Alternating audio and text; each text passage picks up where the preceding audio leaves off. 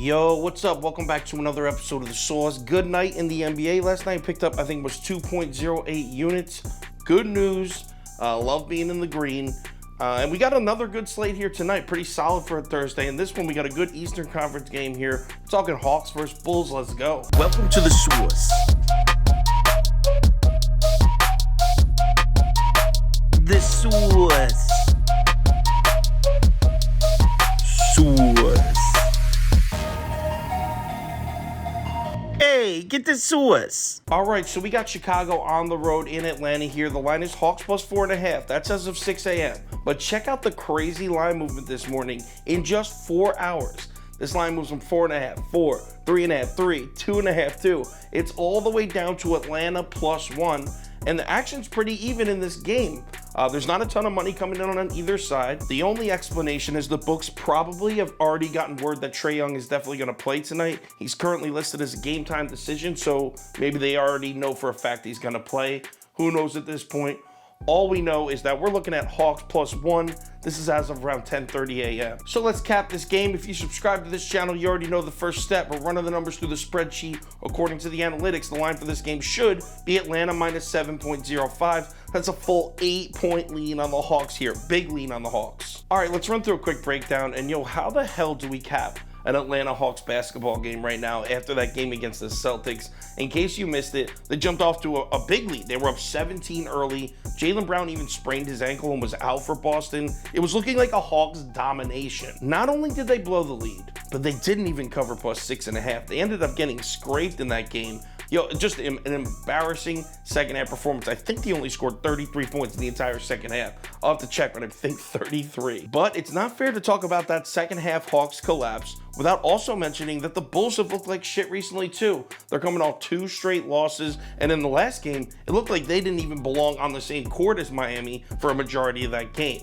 So we got 2 teams coming into this game coming off embarrassing performances. Now, if we're comparing these 2 teams analytically in recent games, there's no discussion at all. Let's take the last 2 weeks as an example. Hawks are 5th in offensive efficiency, 6th in defensive efficiency. Bulls are like 22nd and 19th or something. So there's no discussion. Atlanta's playing better basketball than Chicago, period. And we're here getting points at home with Atlanta. So right off the bat, I can tell you, I have to play the Hawks here.